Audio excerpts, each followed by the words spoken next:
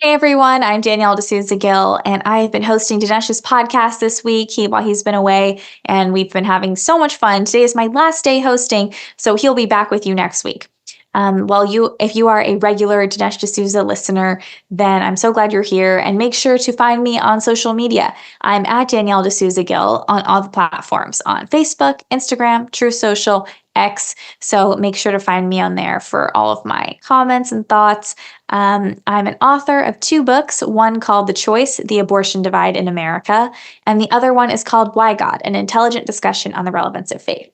I also am a mom to my daughter Marigold and support my husband's congressional campaign in North Texas. Well, today we have a lot of topics to get to. We are actually going to be talking about what it means to be America first. We're going to talk about Marxism and the harms of that. We are also going to speak with Jim Nelles, who is a columnist and an economist, and we're going to talk to him about the economy in America. This is the Dinesh D'Souza podcast.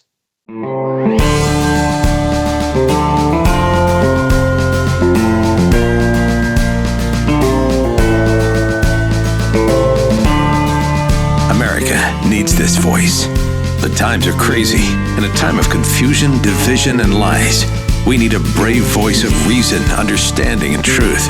This is the Dinesh D'Souza podcast. With the country in another presidential election year, American voters are once again being asked to choose between two divergent political philosophies. On the one hand, you have political establishmentarianism, the ideology of the status quo, whose adherents maintain an overwhelming presence on both sides of the aisle in D.C. Its ideological counterpart is what's become known as the America First contingent. Normally, American elections involve choosing between so-called liberals or so-called conservatives, but the America First philosophy butts up against the established tenets of both liberalism and conservatism, aka the Uniparty. America First is what's known in market research as a disruptor, which explains why establishment politicians from Liz Cheney to Nancy Pelosi have abandoned their traditional party enmity to work together in an effort to destroy it. But this disruptive force is still relatively new, and thanks to the mainstream media misinformation operations, there's genuine confusion as to what it entails. A brief definition would be helpful. America First is a political philosophy based on the well-founded assumption that Americans love their country and what it represents. The idea then follows that politicians and government officials should prioritize the protection of and service to Americans. That's it. Not rocket science. It's therefore little more than applied common sense. America First sees American elected officials as beholden to Americans, and not, for example, Iranians, Ukrainians, or the Chinese. No matter how much money and influence these government servants receive, their first concern should always be, how is this going to affect my country or the lives of my fellow citizens? Because, they live here too. That's why America First politicians have adopted skeptical attitudes towards foreign intervention, but are more open to protectionist measures in international trade. The idea is that both American blood and American livelihood should not be bartered away cheaply, as our politicians have done in the past. It's a sad state of affairs that such basic common sense ideas, such as putting America first and protecting your own country, serving your own voters, have become controversial. This is especially alarming because we reputedly live in a free democratic republic. Nowhere today is the necessity for America First values more apparent than in the debate over immigration. The country is at last waking up to the drawbacks of leaving our southern border wide open. We are defenseless, and the Biden administration is using airplanes and buses to transport faceless strangers straight into our heartland by the millions. Drugs, crime, violence, chaos, and poverty are now rampant throughout the country as a result of this reckless act. It's clear now no one is happy about this. In a properly functioning system, any effort to control illegal immigration would have broad, bipartisan support. And yet, nobody does anything about this dangerous situation except talk. And our enemies have taken note. A March article in the Epoch Times reveals that China is using our border to erode American democracy from without and within. In an effort to build a more effective global transportation system, China is now constructing a highway in Panama that, when completed, will run 18,000 miles from Alaska to Argentina. And if you haven't noticed, that means the very center of our country will sport a Chinese toll road. Right now, the project is working to bridge what's known as the Darien Gap, which was already a major thoroughfare for illegals crossing over into America on foot. Just by completing this one segment, China will have successfully supercharged an already dire illegal immigration situation. The article quotes Mike Howell of the Heritage Foundation Oversight Project, saying that a completed highway will devastate American regional relevance. This, along with the many other Chinese-run infrastructure projects being built around our country, will squeeze out American influence in our own backyard. Howell states, "It's like a boa constrictor that's tightening and tightening around the United States." The article goes on to quote the work of a Panamanian professor who praises the Chinese project as a means to the utopian ideal of a borderless world. In other words, a world where there's no Mexico, no Canada, and no United States. Did you vote for that? Did any of us vote to disenfranchise the entire population of America by summarily subjecting us to rule by a supranational elite? Who said China has carte blanche to just start divvying up American territory to suit its own ends? And this is just China. In the world of international economics, the corporate feudalists, known as the globalists, are hard at work bleeding our country dry by outsourcing everything from manufacturing to food production, all while ruthlessly imposing the ritualized observance of illogical beliefs like transgenderism or DEI on the general population. These beliefs undercut American meritocracy to the point of crippling our businesses and our military. And if the place we now know as America one day soon ceases to be, what happens to her founding spirit of freedom and equality? Well, theologians have a word for the separation of the body from the spirit. It's called death. In this respect, America First philosophy is a kind of national medicine, a necessary corrective for a culture that has inexplicably embraced suicidal policies. As rational as that sounds, the oddest thing about the America First platform has to be the unhinged reaction it elicits from our political class. The same politicians who droned on endlessly about the existential threat posed by a small network of terrorists in the aftermath of 9/11 are suddenly mum in the face of the incursion of powerful state and corporate forces who openly plot our destruction. Why is that? The idea of a border wall to protect citizens from violent outsiders is a project that even libertarians would agree falls within the purview of the government. At the same time, establishment politicians of every stripe, the same people who never met a government project they didn't like, couldn't manage the building of the border wall. Wow. Is that not weird? If these politicians actually supported the views they profess, they'd welcome these ideas with open arms. Yet, they don't. And herein lies the real problem with America First. It reveals our political class to be rife with liars who are so self-serving they are dissolving America for personal prestige and a few denarii. They don't appreciate the critique implied when people embrace America First. They're embarrassed at being outed as incompetent frauds. They don't like their secret funding lines being threatened, so they stand against an American revival. They stand against America First. They oppose a more vibrant middle class. They don't want the U.S. to be energy independent and industrially strong. They don't want the economic and tech booms such as American Renaissance would produce. That's too disruptive. They stand against families and rational gender concepts, shockingly. Again, they are against stability, prosperity, freedom, and against what Abraham Lincoln termed in the Gettysburg Address the honor, the integrity, and the existence of our national union. America First policies, simply put, seek to ensure that, again, in the words of Lincoln, the government of the people, by the people, for the people, shall not perish from the earth.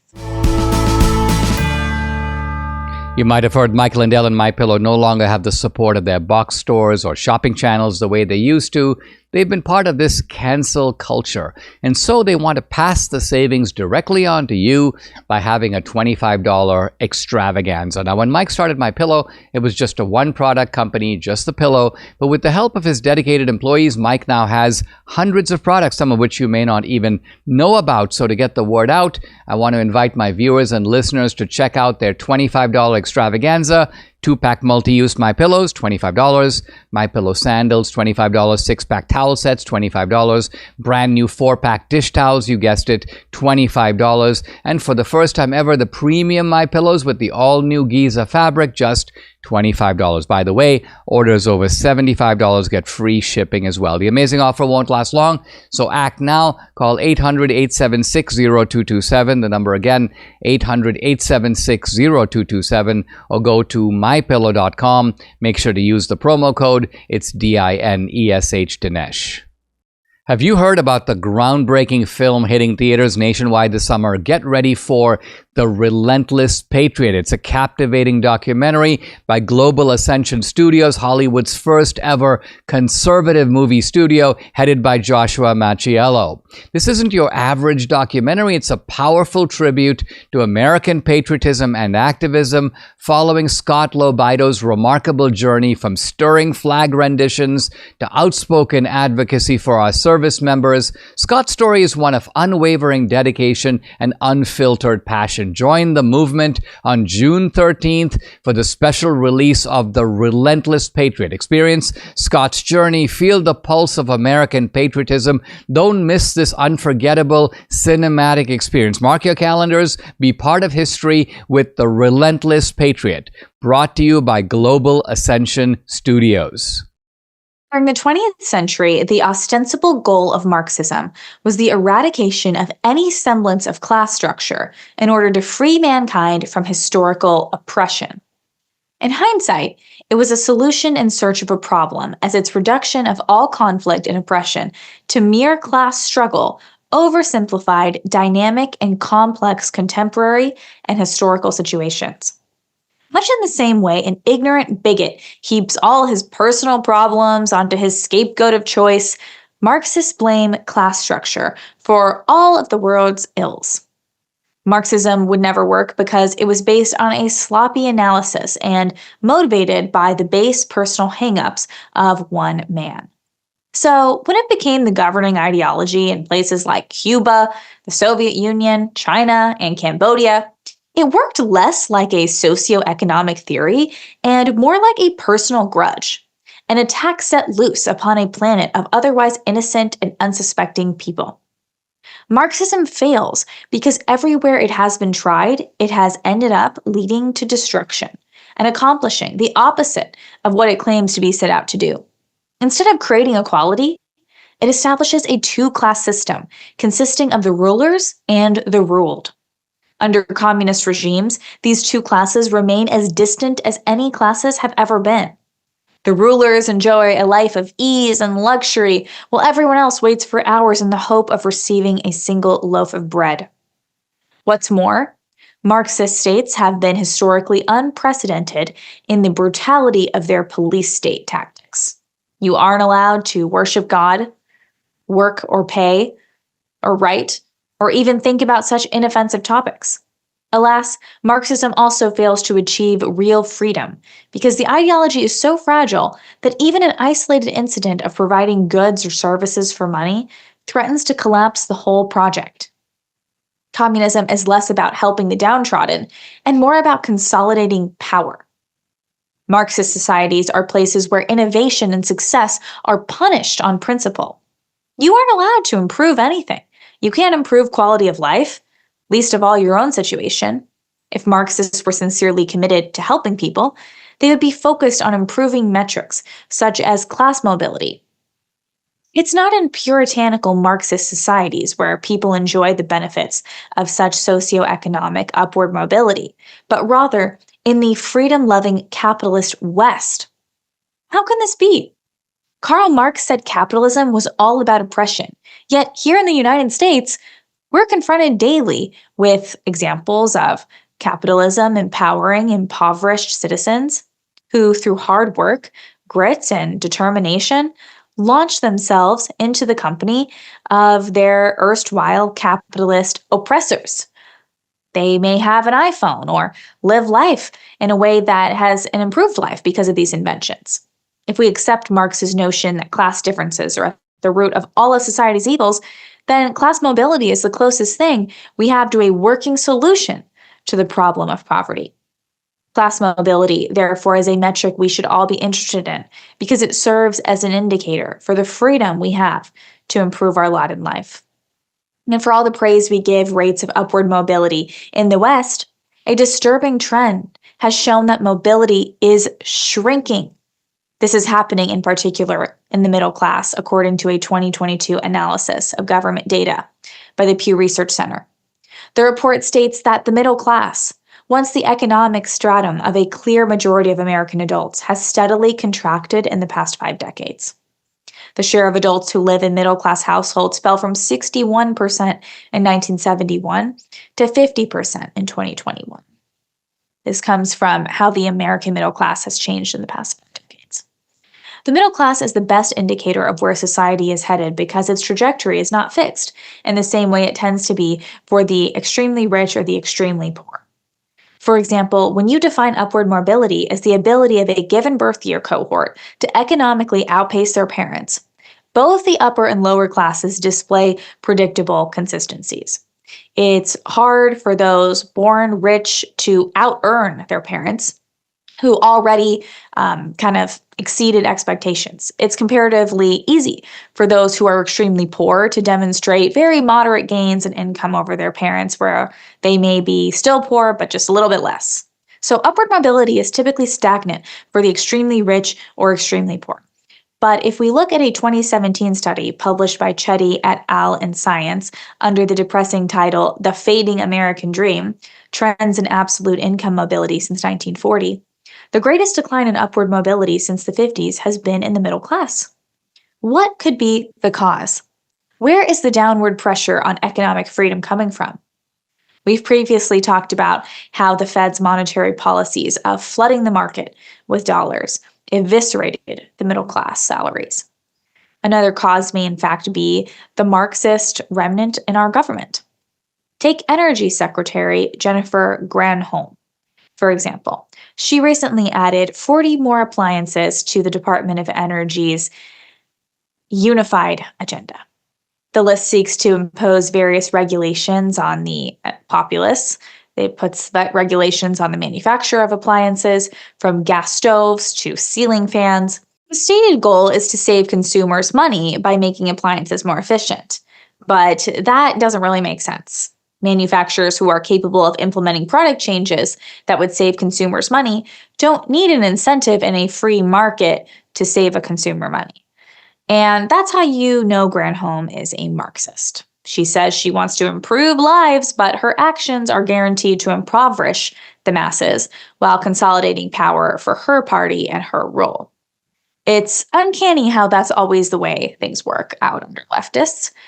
Biden creates an energy shortage, and then here come the regulators who cash in on the privatization for their own benefit, imposing rules and controls that ultimately give them more control over every aspect of our lives, from how long we shower to how we toast our bread. When compared with capitalism, Marxism ceases to have plausible excuses for its poor performance. Because of the freedom generated by capitalism, Marxism can never hope to measure up and can't really compete. A side-by-side comparison reveals Marxism's many inherent flaws, the most obvious one being that Marxism always winds up wounding the people it purports to help.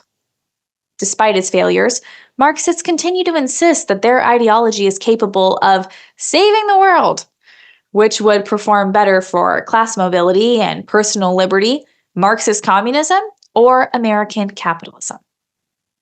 That's a race the whole world needs to see.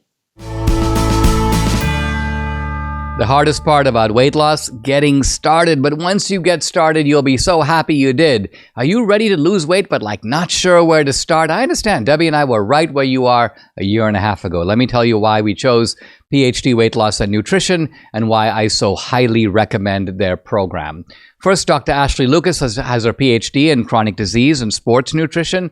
Her program is based on years of research. It's science-based. Second, the PhD program starts with nutrition, but it's so much more. They know that 90% of permanent change comes from the mind, and they work on eliminating the reason you gain this weight in the first place. There are no shortcuts, no pills, no injections, just solid science-based nutrition and behavior change. And finally, probably most important, it works. I lost 27 pounds, Debbie lost 25. We haven't gained the weight back. The best thing about this program, they have an 85% success rate of their clients maintaining their weight loss for life. They provide elevated maintenance support for you through the PhD alumni community, which will give you the support you need to keep this weight loss off forever. So if you're ready to lose weight for the last time, call 864-644-1900 to get started. You can also go online at myphdweightloss.com. Do what we did, do what hundreds of my listeners and viewers have done. Call today. It's 864-644-1900. I'm delighted to welcome our guest today, Jim Nells. He is a columnist, Navy veteran, and economist. Jim, thanks so much for joining us. Hi, Danielle. It's great to be with you today. Yeah, well, we have so much to get to today, but before we got started off air, you were telling me about your passion for the Second Amendment. So how did you develop this passion about this? I mean, do you kind of shoot guns yourself, or do you feel like it's kind of looking at the federal government's encroaching power? Because I know that, gosh, what's going on with them is crazy, but tell me a little bit about that. Well, it basically started when I was in the military. I didn't grow up hunting or shooting guns or anything like that, but once I got into the military and was trained on how to properly use them, I saw them as something that could be useful both for sport, for fun, and for protection. So currently, I go to the range once a week or so and train there. I've trained both my children how to safely use guns and so that they're comfortable around guns. Sadly, my daughter is a better shot than I am, but that's okay. I'm really proud of her for being that way. No, that's good. And then, it really came to play, I think, along with a lot of other Americans during the 2020 BLM riots, where we saw gun sales just skyrocket because people were afraid. Interestingly enough, the largest increase in gun purchases during that time were among African Americans and women. So It wasn't just the white, us white hillbillies, men who were buying up the guns. It was everybody. And since then, you've really started to see the government really want to wage war on the Second Amendment, and they're doing it in a number of different ways. Number one, you're starting to see states put forward legislation to confiscate so-called assault weapons. Now, I'm sorry, isn't any weapon that you use to hurt someone technically an assault weapon? So therefore, a broom can be an assault weapon, right? Basically, what assault weapons means is a very scary looking rifle. Okay, fine. But the thing is, when they confiscate assault weapons, they're not doing anything. Approximately 400 people a year are killed with what are called assault weapons. More than 450 people are killed each year falling out of bed. So why aren't we banning these death traps that are beds, especially the bunk bed and the water bed, which are the two super assault weapons of beds? So we're focusing on the wrong things. New laws only impact law-abiding citizens. And that's the thing that the politicians either don't realize or they do realize, but they don't care. Criminals, by definition, do not follow the law. In fact, there was a study done by Loyola University going all the way back to 2016, where people who were in state and federal prisons who committed a crime with a gun, of those people, only 6% purchased the gun legally under their own name. So all of these laws that they're passing won't stop 94% of the criminals from doing what they do. The majority of guns that criminals use in committing a crime are handguns that they either bought illegally or that they found at another crime scene and took with them.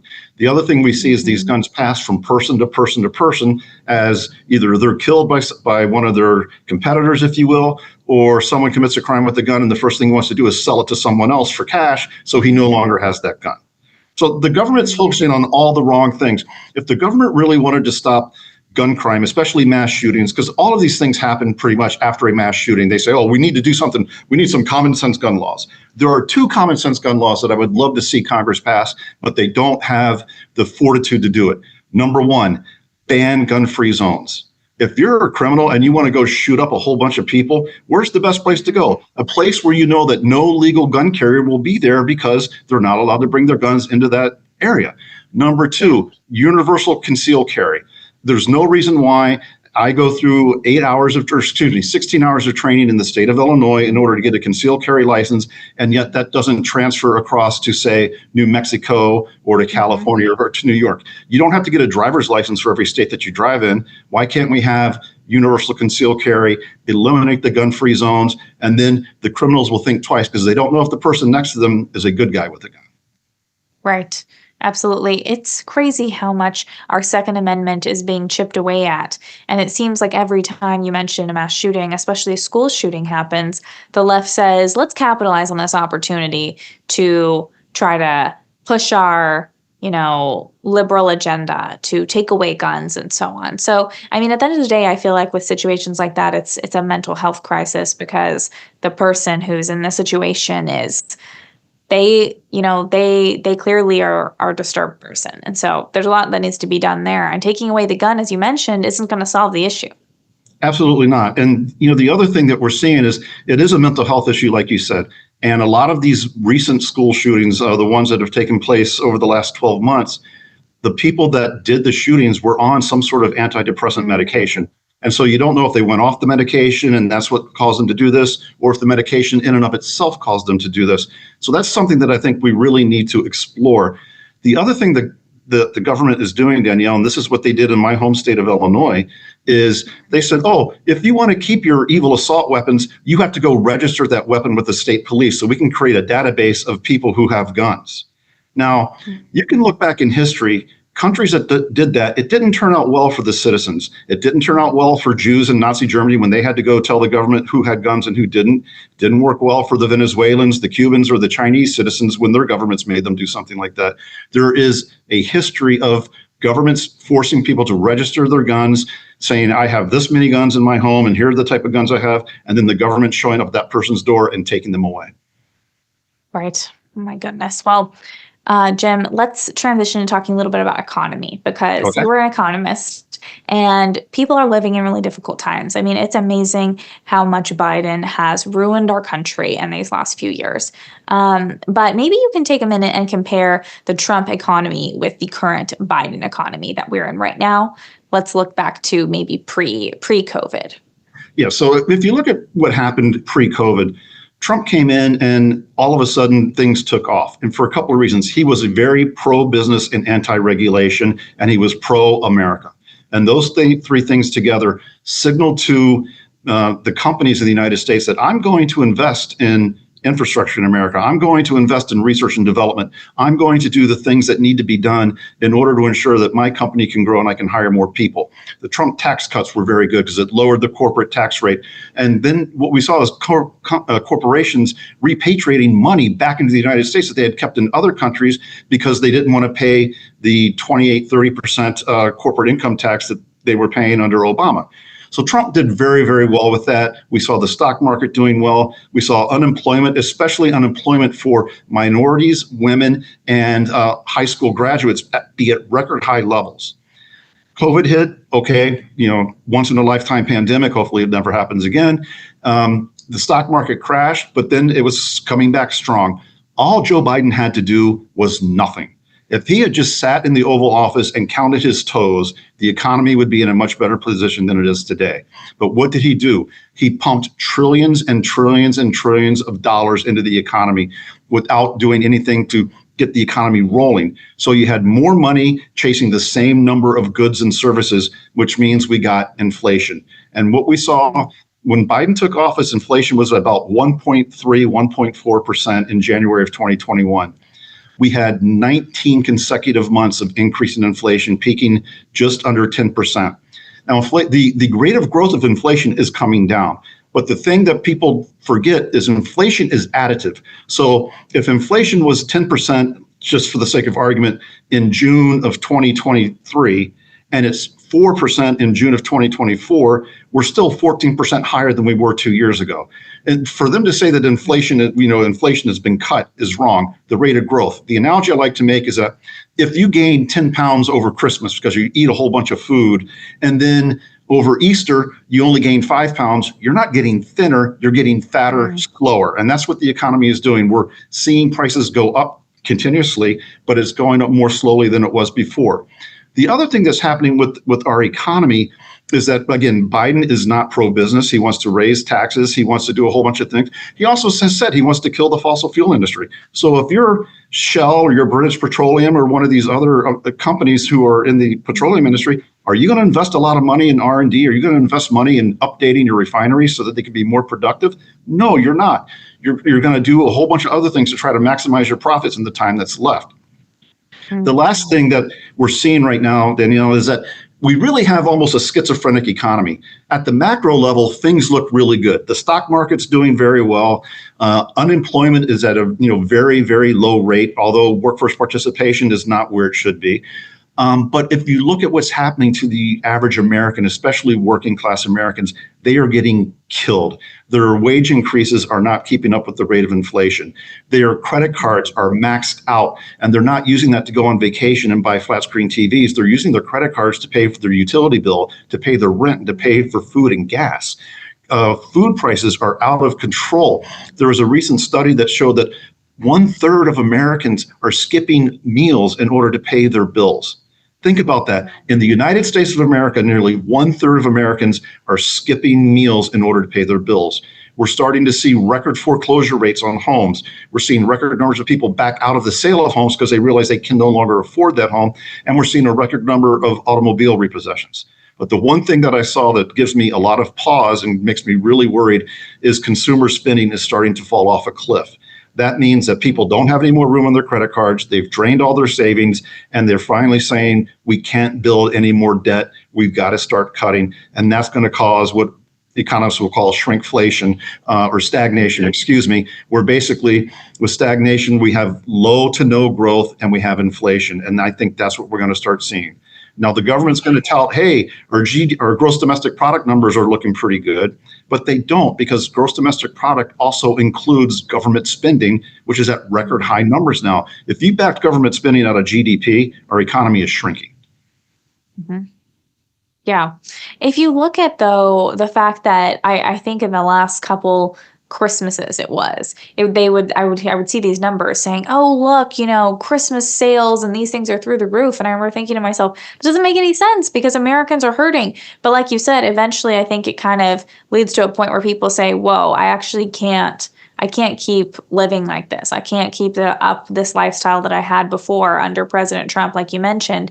And eventually the Biden economy that was being propped up, it looks like it's good, but it's not. And even with the government putting out more money, I mean, that only works for so long because the inflation eventually gets so bad where, like you said, the wages don't align. So how do you think moving forward, how do you think Americans are going to approach this in the election? I mean, I know that we say, okay, the common sense is going to tell them, hey, the Biden economy, horrible. But do you think that some people will look at it and say, you know what? I'm just getting by and this is the new normal. I mean, liberals say things all the time like new normal. Let's hope not. If you look at surveys of voters that they do with exit polls during the primary season, the number one and the number two issue for Americans were the border and the economy. And so Americans are worried because when you're skipping meals to pay your bill, when your credit card is maxed out and you're paying 25% interest and you're making minimum payments and you can't afford to fill your car up with gas because filling your car up takes a third of your paycheck every month, then you really start to vote your pocketbook and you say, hey, you know what? I'll take $1.50 gas and mean tweets from that orange man all day long. I don't need that old doddering fool trying to pump more trillions of dollars in the economy for this green agenda that doesn't work. So I think Americans are going to say, we've had enough, and we need to return to the policies that we saw under Donald Trump, which were pro-business, anti-regulation, let the economy do its thing. The thing with government intervention in the economy is they get it wrong. They're not very smart people. So the smartest thing governments can do is nothing. Stay out of the way and let the economy do what it will. Yeah. I want to zero in on something you said about the workforce participation. So if the economy seems to be doing well. Why are more people not participating? Are these Gen Zers? Are these people who say, you know what, I'm not interested in doing this kind of job that pays X number of dollars at Walmart or so on? What is causing this? You're primarily seeing it from a couple of different areas. Number one, there are the moms. The moms who saw what schools were doing to their children during COVID because they were able to participate in the classroom via Zoom. And they're like, you're teaching my kid what? And so moms decided to leave the workforce to stay home with their kids so they could be more active in their children's life. Now, it wasn't that long ago, right? In the 1950s, you could have one person in the family work. The mother, 99% of the time, stay home and raise the 2.3 kids. You had 2 cars and you had a house. Now you can't have that with a one income family. So it takes both families to do that. But I think families are scaling back sometimes.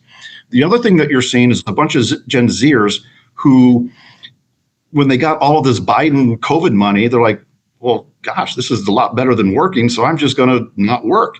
And so, they're living in their mom's basement. You're still seeing a huge number of Gen Zers who are living in their parents' basement. Right now, it's not necessarily because they're not working, but it's because they can't afford an apartment or they can't afford to buy a house. But a lot of people just decided, I don't want to go back to work. I'll live off the government dole because my life isn't that different anyway when I'm doing that. And that's why you're seeing participation down. We're not at record low numbers as we were right after COVID, but it's not where it should be. We should be about a point higher in labor participation. And when you look at the population of the United States, that's a lot of people. Yeah. Yeah. And those people, like you were mentioning, who just didn't really want to go back post-COVID, it's like, how do you reset that? Eventually, the people say, well, I'm used to my life this way. I think you need to see a couple of things. One, we need the moms to kick their kids out of the basement, right? If you're going to live here, you're not going to play video games all day. You're going to go get a job. Number two, I think you'll see more people go back to work when they realize that their money is actually going to buy something. So we need to see prices come down. That's not going to happen under this administration. It's going to happen under a Trump administration. Yeah. Because remember, even though inflation is shrinking, no prices have come down. On average, prices are up 19.7% since Biden took office. So think about that. Your money only is 1/5 of your earning capacity is gone right now because of inflation. Yeah. I know you're an expert on supply chain. Maybe you can tell us a little bit about that, because I know there was a period where it was like buying a used car was crazy, buying a new car, they weren't available. Supply chain affected everything. What is kind of the status currently with supply chains, maybe just with something like that? Well, we're seeing some interesting things with supply chain right now. So, if you go back to 2021, when COVID was raging and we weren't able to get computer chips and the price of used cars was skyrocketing and you couldn't get a new car, things were bad because the ports were super congested. So even if they were able to make the chips and get them onto a ship, the ship sat at anchor for a month, 6 weeks waiting to unload because the ports in the United States are so inefficient, and they still are. A recent study just came out ranking the most efficient ports in the world. The United States is not in the top 10, not in the top 20, not in the top 30. So that shows you how bad our ports are. There are ports in Africa, undeveloped African nations, that are better, more efficient than the United States ports are. What we're seeing today is extremely interesting because we're starting to see a spike in the cost of shipping via ocean. And that's happening for a number of reasons. One, we had an issue in the Suez Canal with the Houthis firing the missiles in the Red Sea, and that caused ships to have to go around the Horn of Africa, which added 2 weeks to the supply chain. And when you're not ready for that, that really starts to cause hiccups. And it actually caused a container shortage because the containers that they thought were going to be available 2 weeks weren't there, and there weren't enough to go around. We saw the same thing happening with the Panama Canal, which was at record low water levels over this past winter because of a drought in Panama. So ships were having to go around the southern tip of South America to come up. Now that's starting to rescind, and the water levels are coming up. But now what we're seeing is ocean freight companies taking ships offline in order to drive up shipping prices. So about 6 months ago, the price of shipping a container full of goods from, say, Shanghai to Los Angeles was about $2,200. We're starting to kiss $10,000 right now. So not quite as bad as the $22,000 levels we were seeing in COVID, but it's becoming much more expensive to do so. The other thing that we've seen that impacts the United States is the shipping companies have changed the footprint of their ships. They're sending their larger container ships from Asia into Europe, and they're sending smaller ships from Asia to the United States. And so it's taking more ships to bring the same amount of goods now than it did, say, 6-8 months ago. And I think the reason that they're doing this is if they were going to be using the big ships, they weren't going to be fully loaded. And the shipping companies won't sail if they're not fully loaded. And so that to me also shows that the US economy is weaker than we thought it was because there's not the demand. So they're shifting their most efficient, largest ships to where the demand is. And right now that looks like it's Europe. Wow. Okay. So in a sense, it seems like things are going to be getting worse. We're going to be getting less goods. We're going to be getting, the supply chain is going to keep with this kind of blip because there's still a lot of conflict going on in the Middle East. We aren't buying as much things in the US. Is that kind of the trend that you're seeing? I think things are going to stay pretty much how they are now up until the election.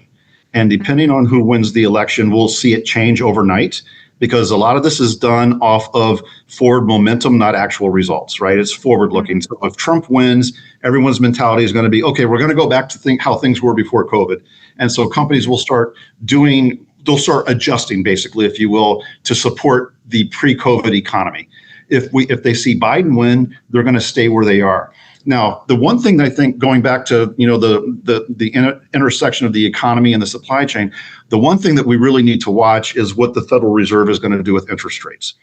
Right now, there's no reason for the Federal Reserve to lower interest rates. If you look at what's going on in the economy is still growing at the top line. Interest rates are staying pretty high, and unemployment is still very, very low. So if they reduce interest rates, it's going to be because they're political, which they're not supposed to be. The thing that I'm a little worried about is that they're going to lower rates during their September meeting as kind of a nod, if you will, to Joe Biden. And that's going to cause the economy to start taking off a little bit. Then we're going to see inflation again. And inflation is going to go from 3.4%, which is where it is today, to 6, 7, 8, 9, 10% in a very short amount of time. We'll see how that impacts things. But if they lower rates in September, you're going to get a good enough blip that it could change the election. Wow. But if the inflation is getting bad, wouldn't that also be bad? Well, think about it. If they lower the rates in September and then October people start buying things like crazy, that number won't be reported. By the time they realize it, it's too late. That number will not be reported until after the election. The only thing they'll have is the headline of Biden gets interest rates lowered, and that could motivate enough people who are on the fence to switch from, say, Trump to Biden. Now, you also have a lot of people who are switching to Trump because of him being convicted of all these 34 felonies, which no one can still tell me what the crime was. That's a whole different story. But if you look at the polls, a lot of people are switching over to Trump, and he's getting a lot of street cred from minorities to say, man, he's got the same kind of problems that I have, and he's more real than Joe Biden. And so we'll see. It's going to be an interesting next few months. Yeah, let's discuss a little bit of the interest rate issue and housing market, because today it's crazy. It's nothing like it was during previous generations when you could buy a house that was more in line with your income. Today, it seems like it's basically impossible, especially for younger people, to buy a home. So where do you see that going? Do you kind of think of it's on the side of the people who say, invest in real estate, or are you on the side of people who say, focus on the stock market? What do you feel like is your advice as someone who's an expert on that? I'm not a financial advisor, so please don't take financial advice from me, or maybe do the George Costanza and do the opposite of what I say, and you'll make a ton of money. But the housing market is interesting right now because interest rates are pretty high. We're around 7% or so, and people can't afford to move. So if you're living, I'll make up the numbers. If you're living in a $500,000 house today and you have a mortgage locked in at 2.5%, your mortgage rate would double if you went and bought the same house. So you can't afford to just move to the same house. That's actually hurting companies who are trying to recruit executives and getting them to move, because no one wants to move. The only reason that we're seeing the housing market be stable and prices stay relatively stable is because people actually learned from the housing crisis of 2008, 2009, where they had variable rate mortgages. Right now, the number of variable rate mortgages out there in the economy is negligible. And so people are locked in on their rates, but then that has the effect of people not putting their house on the market. Therefore, there's no inventory, which means prices stay high. So right now, if you can afford to buy a house, I would buy a house and I would get a 5-year variable rate mortgage because rates should be coming down over the next 5 years. But if you don't need to buy a house, or if you have a house right now, I'd stay put for a little bit. Yeah, no, that definitely makes sense. If Trump is reelected, if he's back in office, what would kind of the plan be, or what would the strategy look like that you would suggest to rebuild the economy? Because I feel like, yes, we want to go back to Trump's policies, but we also have to clean up this mess that Biden's created. So what would be involved in doing that? So I would do a couple of things.